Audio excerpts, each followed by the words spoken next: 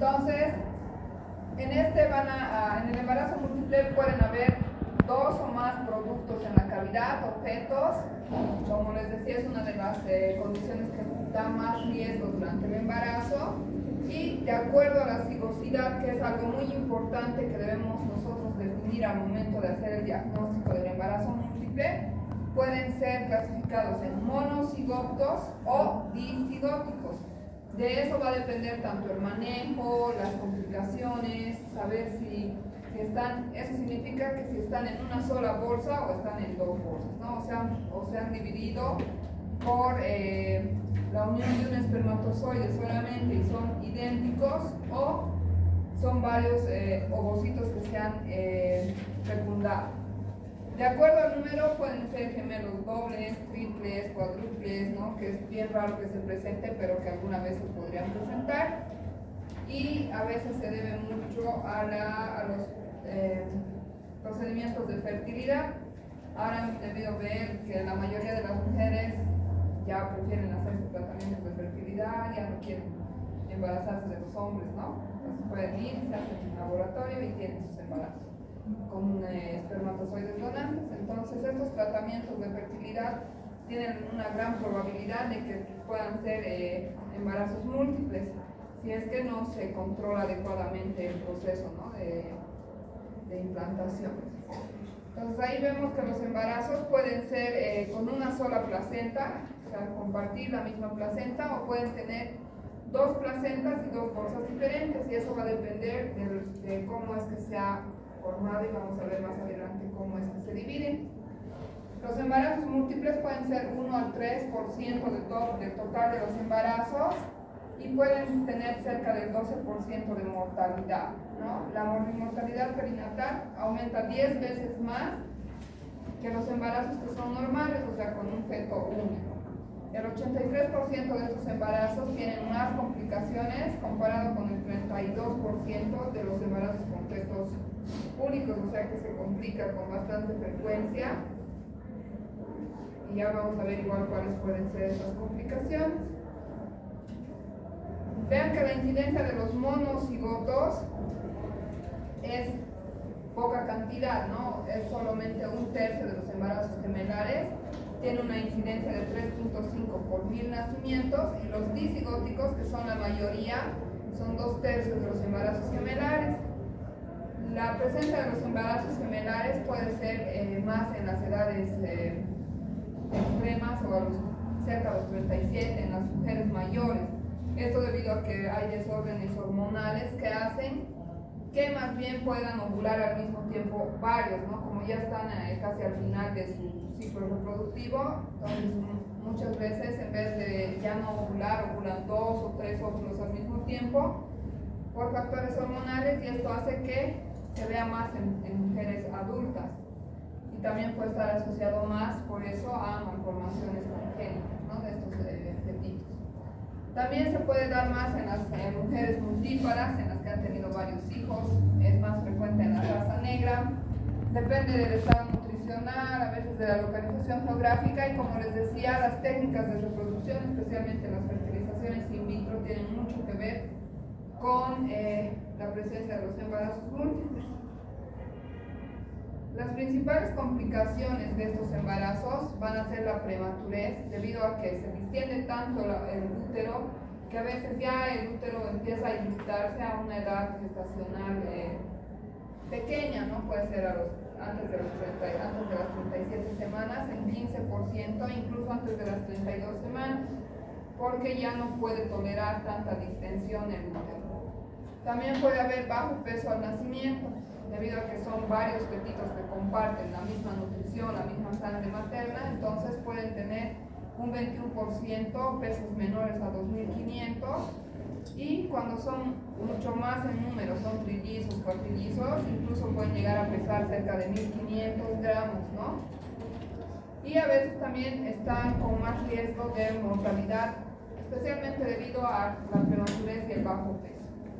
También puede haber más riesgo de parálisis cerebral en los embarazos múltiples, y eso produce obviamente discapacidad a la larga, ¿no?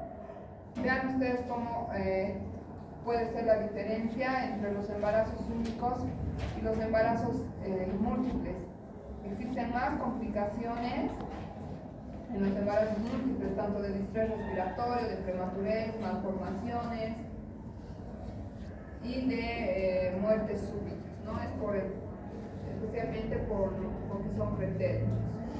Entonces, ¿cuáles son los factores de riesgo para el embarazo múltiple? ¿Por qué se presentan embarazos múltiples? Especialmente en la raza en mujeres negras, ¿no? En Japón apenas es menos común, 1 en cada 155 embarazos. En cuanto a la herencia, sabemos que el embarazo múltiple está muy influenciado por un gen autosómico dominante, especialmente en el 15% de la población, relacionada con factores maternos más que los paternos. O sea, eso quiere decir que si existen familiares de parte de la mamá, es más probable que puedan darse embarazos gemelares en las siguientes generaciones más que del padre. La tasa de gemelaridad aumenta en la pubertad por la disminuye en la pubertad por la menor actividad, ¿no? Existen menos óvulos o son más irregulares los ciclos. Pero como les decía, a la edad máxima, cerca de los 37 a 40 años, existe un desbalance hormonal que puede hacer que estimule más el desarrollo de los folículos y hace que en un ciclo se puedan ovular 2 o 3 al mismo tiempo. Eso debido al envejecimiento reproductivo, hay un aumento del FSH y después ya va disminuyendo para entrar en la menopausia. Una mujer bien nutrida tiene mayor probabilidad de tener un embarazo gemelar. El tratamiento de reproducción asistida, las mujeres que están sometidas a las estimulaciones de ovulación, aquellas que están sometidas a las fertilizaciones in vitro, como les decía, si no son bien controladas, pueden dar lugar a varios óvulos y van a dar embarazos múltiples. Aunque esto se considera algo anormal, ¿no? El embarazo múltiple no es considerado como algo patológico, porque normalmente la raza humana solo debe tener fetos únicos. El uso del citrato de clomifeno, que han debido escuchar o alguna vez, a veces se lo vende así libremente, y las mujeres que no pueden embarazarse empiezan a tomar, entonces no tienen un buen control y puede ser causa de que se embaracen de gemelos o trillizos. También los progestágenos y los anovulatorios disminuyen la motilidad de las trompas y de la implantación, aumentando la probabilidad de gemelos en los embarazos. O sea, esto en el consumo de anticonceptivos, ¿no? A veces puede afectar, por eso algunas mujeres piensan que tomando anticonceptivos más bien en los siguientes ciclos van a tener embarazos de gemelos. Existen diferentes tipos de embarazos de los gemelos, dependiendo, les decía, del número de óvulos fertilizados. Eso es cuántos cigotos, ¿no? O sea, la cigosidad. Y el tiempo en el cual se va a dividir se va a producir la división del cigoto. Entonces, lo más importante quizás de este tema es saber clasificar a estos embarazos, si son monocigóticos o son disigóticos. Como su nombre dice, ¿no? Mono sería 1 y disigóticos van a ser 2. Los monocigóticos resultan de la fecundación de un óvulo con un espermatozoide, o sea, solamente un óvulo y un espermatozoide fecundan y tienen la misma información genética. Estos gemelos son los gemelos idénticos y representan cerca del 33%, o sea, son menos frecuentes, pero sí existen, ¿no? Y los disigóticos resultan de la fecundación de 2 óvulos y 2 espermatozoides en el mismo ciclo, tienen una composición genética diferente. Cada gemelo va a tener su placenta y sus membranas ovulares. Entonces, estos son la mayoría de los embarazos múltiples gemelares.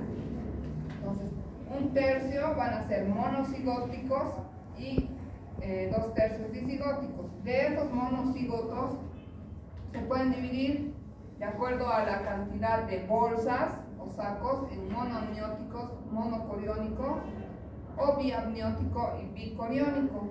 Y los disigóticos siempre van a ser biamnióticos y bicoriónicos, porque cada uno tiene su su óvulo y su espermatozoide. Entonces, en los monocigotos sí hay variedad de división o de clasificaciones, y esos dependen de la placenta, cuántas placentas existen y cuántas cavidades amnióticas.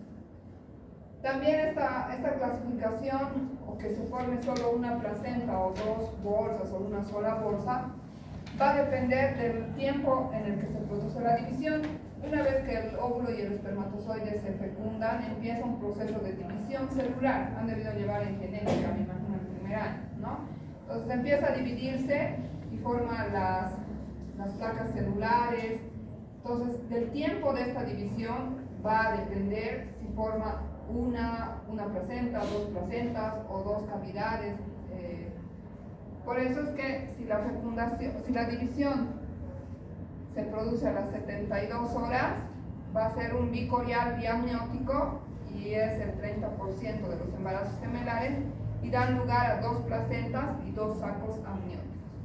Si la división se produce entre el cuarto y octavo día de la fecundación, y son la mayoría de los embarazos múltiples, van a presentar una placenta y dos sacos amnióticos.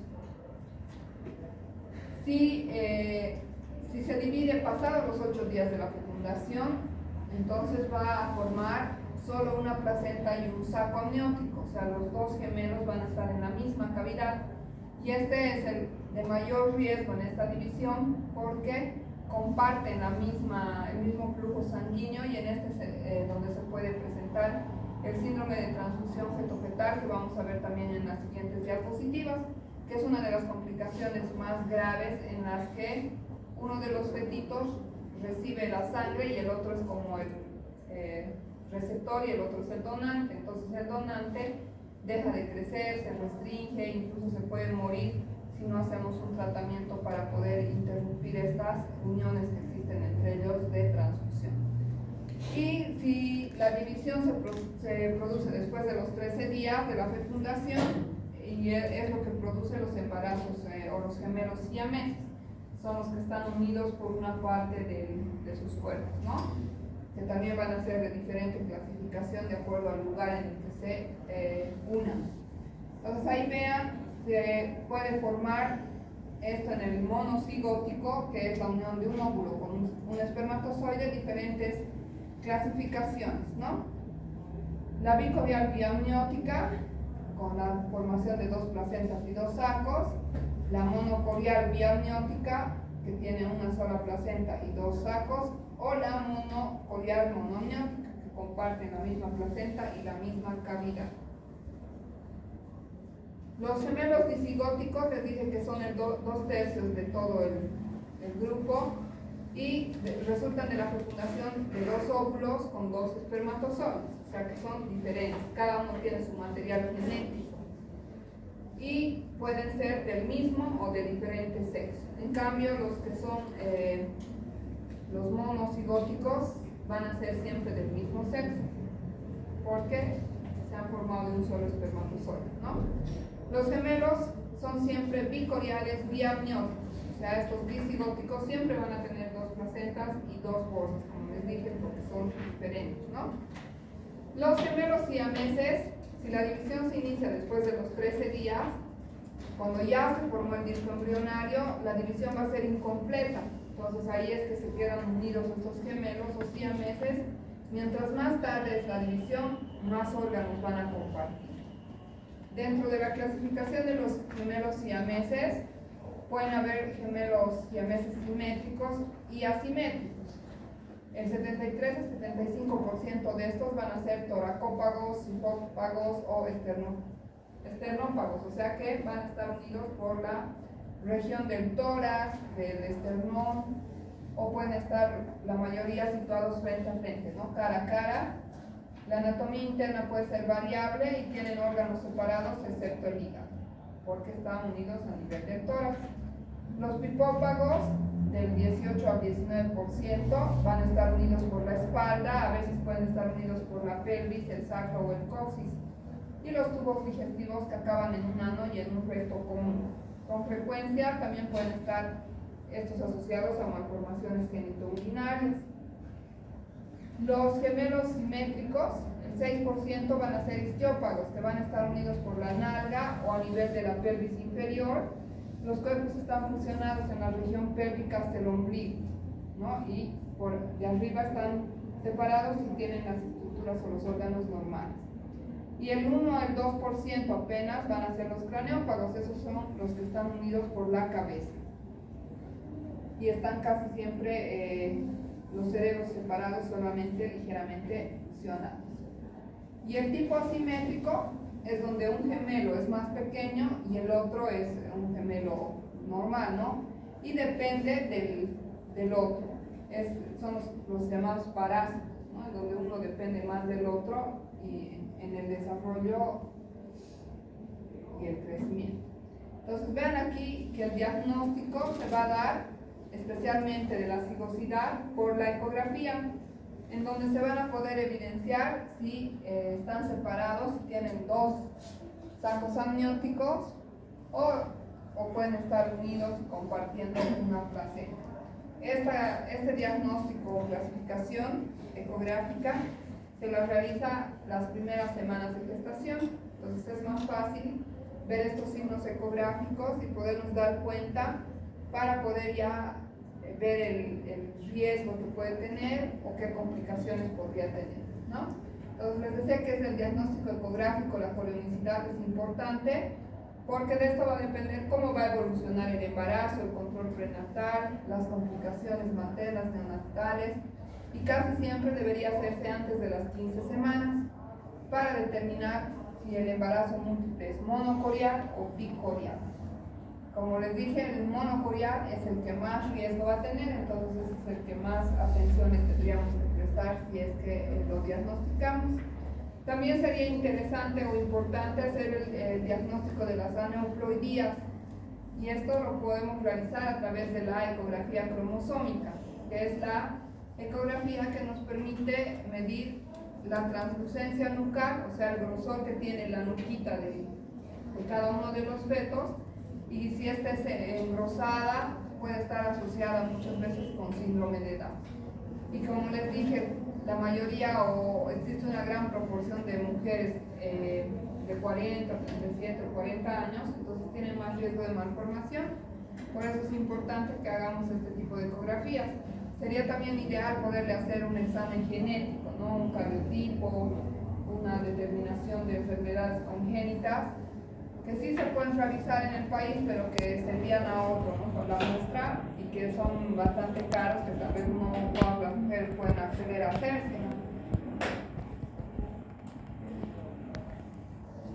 Ahora, además de la ecografía para el diagnóstico, tenemos que tomar mucho en cuenta la clínica, como en otras patologías obstétricas, ¿no? La altura uterina es importante medirla y nos damos cuenta porque lógicamente va a tener una altura uterina mayor a lo que normalmente esperamos. Las clases pasadas les había explicado que se mide desde la sínfisis del pubis hasta el fondo del útero, y más o menos podemos ir dándonos cuenta por la altura uterina en qué semana de gestación se encuentra, ¿no? Si aumentamos 5 o 7 a la medición de la altura uterina. Pero en el caso de los embarazos gemelares, a partir de la semana 20 a 30, la altura uterina va a ser mucho más que lo que esperamos para un embarazo normal, o a los embarazos con fetos únicos de la misma edad gestacional. Si digamos un embarazo único a las 20 semanas mide 15 centímetros, en los gemelares puede estar midiendo 20, ¿no? Entonces hay una variación en la altura uterina y siempre va a ser mayor. Al final, al término, casi los embarazos múltiples miden entre 36 y 37 centímetros, que es mayor a lo que miden 31 o 32 los embarazos con feto 1. Se va a poder palpar, si nosotros hacemos las maniobras de Leopold en el embarazo múltiple, más partes fetales, ¿no? Pero es difícil diagnosticar las partes fetales antes del tercer trimestre, o especialmente si hay polidramios o la mujer es obesa. Pero en la mayoría de los casos vamos a poder tocar dos cabecitas, dos nalguitas, más extremidades, ¿no? Si hacemos las maniobras de Leopold en los embarazos múltiples. También vamos a poder escuchar dos fetocardias, que por lo general van a tener una diferencia de 10 latidos entre feto y feto. Vamos a ir a localizar un dorso, escuchamos por decirles 140 y vamos a localizar el otro y vamos a escuchar 150. Entonces siempre va a haber una diferencia entre los dos fetos.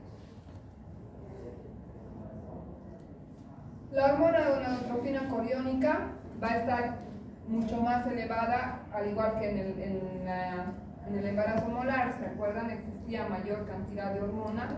De igual manera, en el embarazo múltiple, debido a la presencia de más productos, va a estar más elevada a lo esperado para el tiempo del embarazo.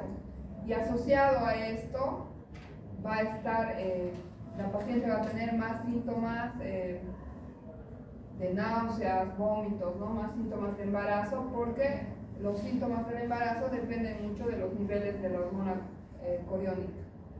La ecografía vamos a hacer si se sospecha de un embarazo múltiple o si le hemos hecho solamente una medición de la HCG y nos ha salido más alto, podemos hacer la ecografía.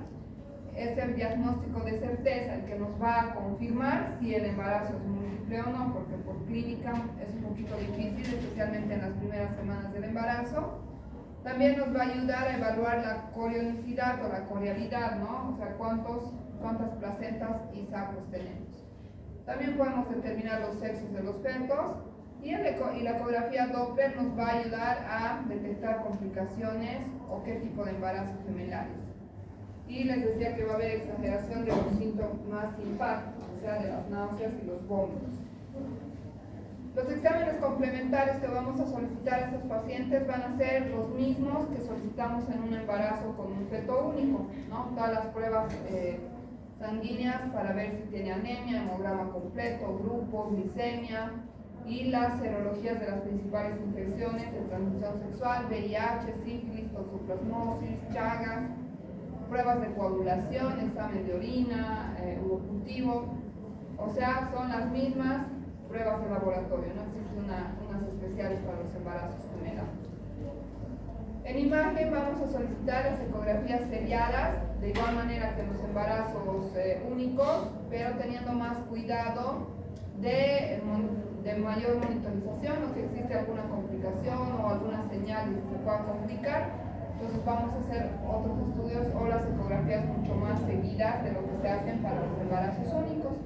Vamos a solicitar la ecografía cromosómica, que les dije entre 11 y 14 semanas, la ecografía morfológica entre 20 y 24 semanas, podemos pedir ecografía Doppler y hacer monitorización con registros cardiotocográficos. También vamos a tener que hacer un diagnóstico diferencial, especialmente si todavía no hemos hecho la ecografía que nos confirme el embarazo múltiple, ¿no? Y puede confundirse, la medición de la altura uterina puede confundirse con la elevación del útero por una vejiga distendida, porque la paciente tenga una fecha de última menstruación dudosa. En caso de polidramios, la altura uterina va a ser mayor y nos puede confundir a pensar que es un embarazo múltiple. La mola hidatiforme también les da mayor altura uterina. Antes de hacer la ecografía, obviamente, es que nos podemos confundir y hacemos el diagnóstico diferencial. Si existen miomas uterinos asociados con el embarazo, una masa anexial que haga que aumente más o menos la altura uterina, o si hay macrosomía fetal. Entonces, como les decía, se puede complicar mucho más que un embarazo único. Pueden haber complicaciones tanto maternas y fetales. Las complicaciones maternas, la morbilidad se aumenta entre 3 a 7 veces en relación de las mujeres que tienen un embarazo con feto único. Puede tener más riesgo de trastornos hipertensivos, o sea, de que la presión arterial se aumente. Puede haber más riesgo de desprendimiento placentario, eso debido a la sobredistensión por el embarazo múltiple, ¿no? Aumenta la presión intrauterina. Puede haber más riesgo de que las membranas se rompan y secundariamente puedan infectarse las membranas o el líquido amniótico. Puede haber más riesgo de anemia. También puede haber más riesgo de amenaza de parto pretérmino o parto prematuro. Y quizás la complicación más importante, la hemorragia postparto. Eso debido a que se distiende tanto el útero que las fibras musculares al final no contraen como deberían contraer.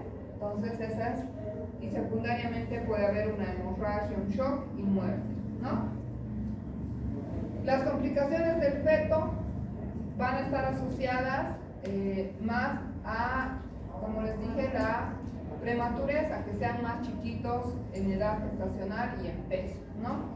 La mortalidad perinatal está entre 47 a 120 por 1000 nacidos. Los monoamnióticos, los que más se complican, incluso pueden llegar a tener una mortalidad del 50%. Los monocoriónicos en un 26% y los dicoriónicos o biamnióticos, vean que solamente un 9% a veces se complica. Puede haber parto pretérmino en un 40%, sepsis neonatal, puede haber incluso el aborto o la muerte de uno de los productos de un mismo embarazo múltiple, o restricción de crecimiento hasta un 34%. También puede haber mayor riesgo de traumatismos en el parto, si es que son partos normales, no partos vaginales. Puede haber una discordancia en el crecimiento entre los fetos, eso les decía, en el síndrome de transfusión feto-fetal. Esto se produce en los embarazos monocoriales y si se realiza el tratamiento pueden llegar a vivir y desarrollarse adecuadamente.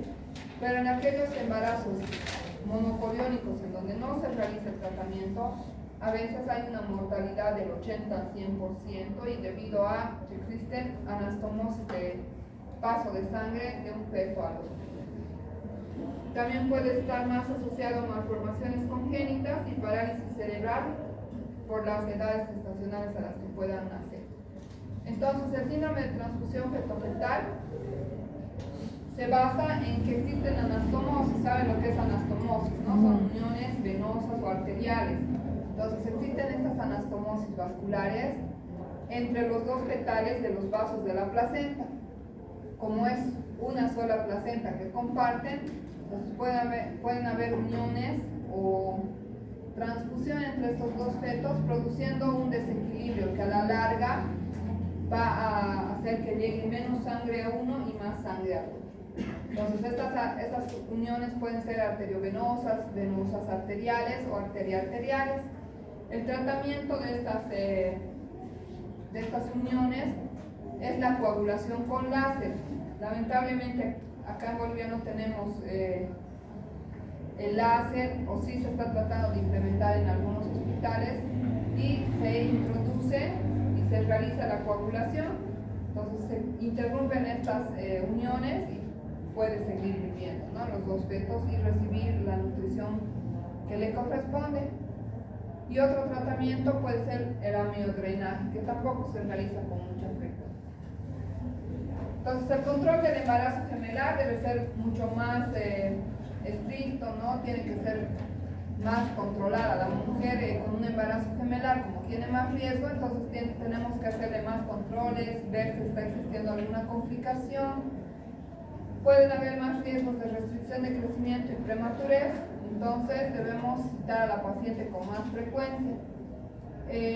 A través de la clínica y la ecografía Doppler, la longitud del cervix, podemos ir haciendo el control adecuado del embarazo gemelar, y en las gestaciones bicoriales no complicadas incluso se puede finalizar el embarazo entre las 37 a 38 semanas. Si bien la mayoría de los embarazos gemelares no llegan al término porque existe mucha sobredistensión, la mujer embarazada está apenas caminando e incluso quiere que le interrumpamos el embarazo sin que haya llegado al término por la desesperación, ya no se puede echar, no puede dormir, no puede respirar. Entonces es bien complicado atender este tipo de pacientes, pero se tiene que tratar de llegar a la mayor edad gestacional posible. La gestación monocorial representa un alto riesgo para los fetos. Puede haber la transfusión feto-fetal, restricción de crecimiento y malformaciones fetales, ¿no? Podemos solicitar ecocardiografía a las 20 a 22 semanas para poder ver si hay defectos cardíacos, especialmente en los embarazos monocoriales monoamnióticos o con amenazas de parto pretérmino, ¿no? Se puede realizar la maduración pulmonar en casos en los que ya existan molestias o la sobreextensión produzca la presencia de contracciones, y una vez que hayamos madurado los fetos podríamos ya pensar en interrumpir el embarazo. El parto gemelar es sin duda mayor riesgo, les dije, ¿no?, que los embarazos únicos. Entonces hay que tener mucho más cuidado, hay que valorar la edad gestacional, el peso estimado, para poder decidir cuándo interrumpimos el embarazo, o si el embarazo está yendo bien o si está asociado a alguna complicación. El parto gemelar debe ser conducido por un equipo multidisciplinario, ¿no? Tiene que estar en su atención el obstetra, los neonatólogos, los anestesiólogos, por las complicaciones que podría llegar a tener. Puede ser la hemorragia, que los fetos sean pequeños. ¿Cuál va a ser la vía del parto? ¿Cómo vamos a decidir si tenemos que atenderle a una paciente con embarazo gemelar, un parto o una cesárea? Ya habíamos dicho que el embarazo gemelar no es una indicación absoluta de cesárea. Depende de cuántos embarazos o cuántos partos ya haya tenido la paciente, y especialmente depende de cómo es que están, cuál es la presentación de los fetos. Si estos están cefálicos, pélvicos, transversos, para poder decidir. Entonces, depende mucho también de la edad gestacional, del peso estimado, de cuánto más o menos está pesando cada producto. Y en la gestación monoamniótica puede tener mayor riesgo y mortalidad. Entonces, en esta exclusivamente sí se va a tener que programar una cesárea electiva, porque imagínense que si nosotros rompemos de una sola bolsa, sale un producto, entonces se puede complicar, porque una vez que se rompe la membrana, el útero se contrae automáticamente. Entonces puede ser que haya una distocia, no salga el segundo producto, sufra una hipoxia. Entonces, en los casos en los que hay una sola cavidad amniótica, la vía del parto siempre va a ser una cesárea. Entonces, al embarazo gemelar está asociada muchas veces mayor riesgo de aborto, de hipertensión inducida por el embarazo, parto prematuro, síndrome de transición feto-fetal, malformaciones congénitas o patologías del cordón, ¿no?, que estén envueltos o que se entrecruzan y forman nudos que hacen que a uno de los fetos no le llegue la sangre. Entonces tienen mayores complicaciones, pero estas van a ser las más frecuentes en los embarazos múltiples. Entonces, ¿cuál va a ser la conducta? Antes de los 6 meses debe efectuarse el cuidado de que no se produzcan amenazas de aborto, ¿no? Entonces le vamos a decir a la paciente con un embarazo gemelar que tiene que tener mucho más cuidado en cuanto a su embarazo. Reposo relativo, no hacer viajes largos, practicar deportes que puedan causar un riesgo en el embarazo. Y ya después de los 6 meses tenemos que pensar en realizar la maduración quizás pulmonar de los fetitos, porque hay más probabilidad de que nazcan pretérminos. También hay que decirles que tengan más cuidado en cuanto al reposo, a las actividades físicas, a los viajes, y tener en cuenta que en cualquier momento se puede producir contracciones uterinas. Entonces, como les decía, la vía del parto va a depender mucho de la presentación de los fetos. Si el primer feto está encefálico y el segundo está encefálico, que es el tipo más frecuente, se puede indicar un parto vaginal si la paciente tiene condiciones de tener un parto vaginal, ¿no? Entonces va a salir uno por cefálico y el otro puede salir por cefálico a través del parto vaginal. Si el primero es cefálico y el segundo es modálico o pélvico, puede dar chance al parto vaginal. Después de que sale el primer producto, que va a ser cefálico, hay que atender un parto pélvico, ¿no? Y si el primero es cefálico y el segundo es transverso, el primero puede salir por cefálico y al segundo automáticamente lo tratamos de acomodar para que pueda nacer ya sea por cefálico o por pélvico. Si el primero es pélvico o transverso, la indicación va a ser cesárea. Y algunos, obviamente, prefieren no complicarse. Imagínense que un embarazo general se nos complique. Yo creo que los papás nos matan, ¿no? Entonces, a veces prefieren directamente tomarlo como una indicación de cesárea de embarazo. Ya no se duermen, ya estamos acabando, chicos, es un tema cortito. Y entonces, los gemelos monoamnióticos, vean, esta diapositiva es clave, entonces para ver la vía del parto, los monoamnióticos, que son los que tienen una sola bolsa, van a ser siempre cesáreos, porque ya les he dicho que si uno se sale, el otro no tendría las condiciones para seguir nutriéndose o tener las condiciones para nacer bien, ¿no? Si nos demoramos mucho, entonces puede haber complicaciones, parálisis cerebral, hipoxia. Entonces los monoamnióticos van a ser cesárea en todos los casos. Y los biamnióticos depende de la posición del feto o de la presentación. Entonces por debajo de las 32 semanas, con fetos pequeñitos, más o menos de 1500, puede tener parto vaginal si los dos están encefálicos, ¿no? Entonces depende mucho de cómo estén acomodados para, si el primero es cefálico, hay más chance de poderle dar opción a parto normal. O tal vez la paciente nos pida que sea directamente una cesárea. Entonces, ese es el tema del embarazo gemelar. No sé si tienen alguna consulta, chicos. Uy, tenemos tiempo todavía, podemos llevar otro tema. El siguiente más. Es grave que pueden ser los dos tipos, ¿no? Monocoriales o monocigóticos, perdón, y dicigóticos, unión de uno o dos espermatozoides con dos óvulos. Y de acuerdo a eso se van a ir dividiendo y formando sus cavidades y sus placentas. Y ya depende de eso si puede tener complicaciones y el manejo tiene que ser más estricto. Entonces, no tienen dudas, el tema